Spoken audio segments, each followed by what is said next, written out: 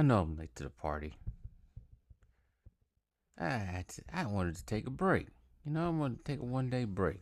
So I decided to take 1 day off.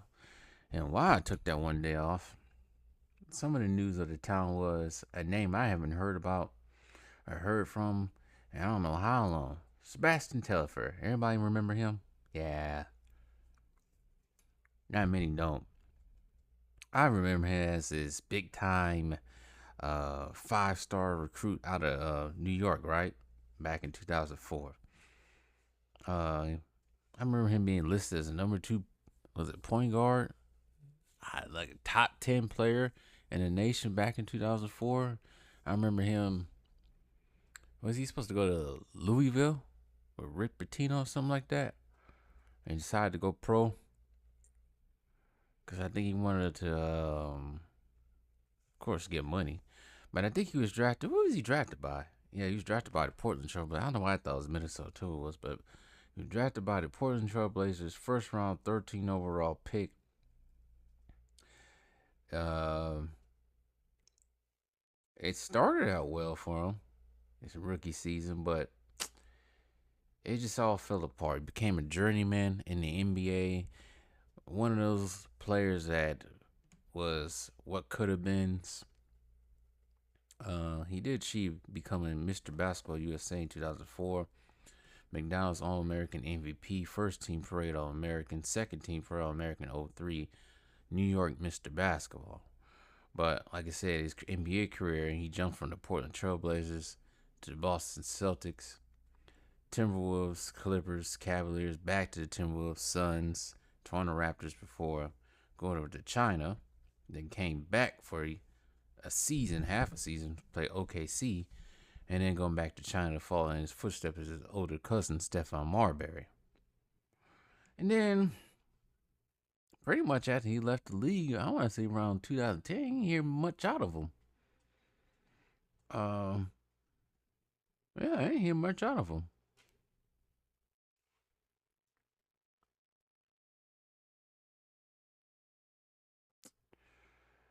Been in some off the court issues with rappers, other stuff. His whole career, he averaged 7.4 points a game, 1.6 rebounds, 3.5 assists while shooting. Let's see, 39% from the field, 31% from three, averaging 21 minutes a game.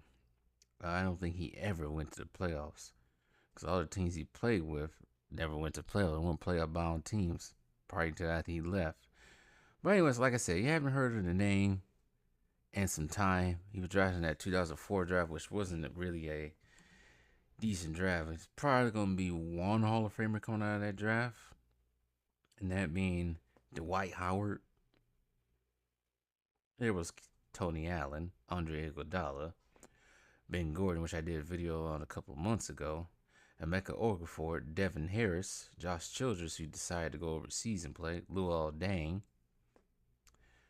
But now, who else was in this draft? Delonte West, Kevin Martin, which was also good, J.R. Smith, Josh Smith.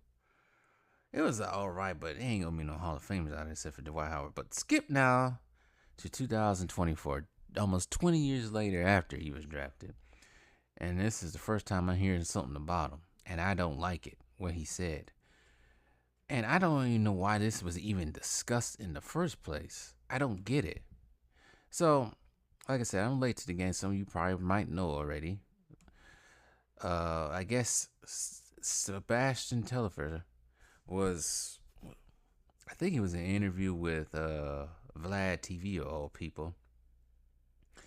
And his comments were out of pocket. Some people say he's out of pocket because Kobe's passed away. But you know what? Even if Kobe was, no, you wouldn't even say what Kobe wasn't passed away. But just the timeliness of it, of Kobe's father just passing away about a week ago now.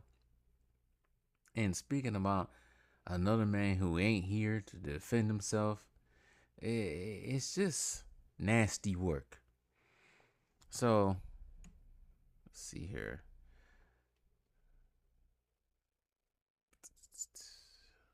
I want to get to what he exactly said. So, like I said, he was on Vlad TV talking about. I think he was just more talking about Kobe. He was talking about Chris Paul as well. One of the things he said, the NBA won't change the logo to Kobe Bryant because of Colorado, if you know what that means. But he also went on to talk about Kobe engaging in infidelity during his marriage, dealing with other women, I guess bringing other women, or I think it was buying an apartment for a woman or something like that, and paying her rent somewhere in LA. Just stuff. It's just like, why, Sebastian Telfair? Why? Why are you mentioning about what Kobe did outside of his marriage without really having any facts or evidence to support whatever you claiming? And then to say, like I said, around the time of Kobe's father's death and all this stuff, just talking right. It seems, I said this before, now that he's gone, passed away, it seems like it's open season just to say anything about him now. Stuff you wouldn't say to Kobe's face when he was alive. Now people want to say it. That's the weird part about it. That's the weird, really nasty work about it. Because you know you wouldn't say it if he was alive. He would check you on it. But now that he's gone and can't defend himself, now everybody wants to run name out. I don't. And I think this was a ploy for Sebastian Telfair to get back into the, I guess, have his name somewhere on the internet again. Because, like I said, no one.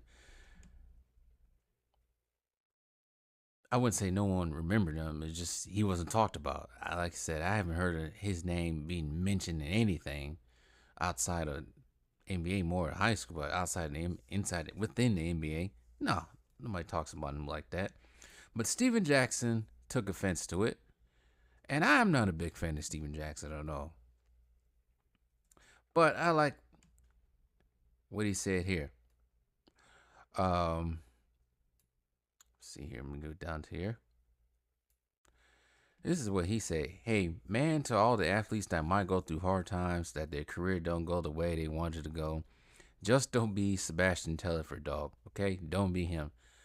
So now she's just so greedy to have some attention that he's just walking around saying anything on our show, talking about Chris Paul and everybody. Now you're gonna say stuff about Kobe, like, bro, come on, bro. Like what? What are you gaining from that? What type of attention do you think you gain from that, bro? Like that's the weakest SHIT in the world to even mention the dead about what? Like that's crazy, bro. That's what Steven Jackson said. He also going on to say this. But you can't be mad at people for the mistakes you made, the decisions you made. That's sad. When I'm off, I got to bring up other people to make herself look better because he ain't got ish going on. He ain't got nothing to be proud of. I got to cut this week ish out. Do not be Sebastian Telfair. So he basically saying, if your career didn't amount to people that you talking about, or you facing difficult times, don't go on a rant about them. It seems like it's some weird type of jealousy and some weird type of clout you're trying to get off a dead person's name. Now, some people believe, particularly Kwame Brown believes, this is just another ploy from the Clutch Sports.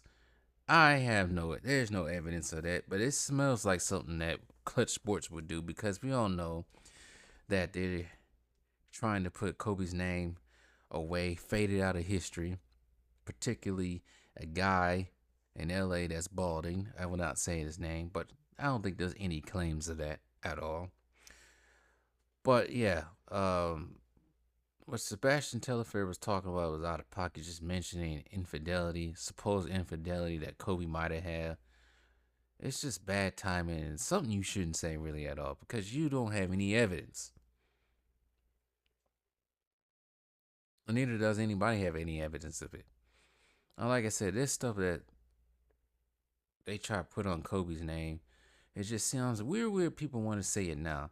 Wasn't it like a couple months ago that Kobe's supposedly best friend came out and said that Kobe never wanted to hook him up or anything or like that. It's just jealousy and clown stuff. But I guess Sebastian Telfair came back to Steven Jackson, responded back to him on some fake gang stuff. And it's just like, come on, dog. Really? Is this what we doing? We gonna be on some fake gangbanging stuff, talking about come see me. Talking about I just got out of prison. I think he just got out of prison. No, he was part of that scheme, that healthcare scheme that I think Glenn Baby, Big Davis, and others was a part of. But yeah, this is it's weird to me.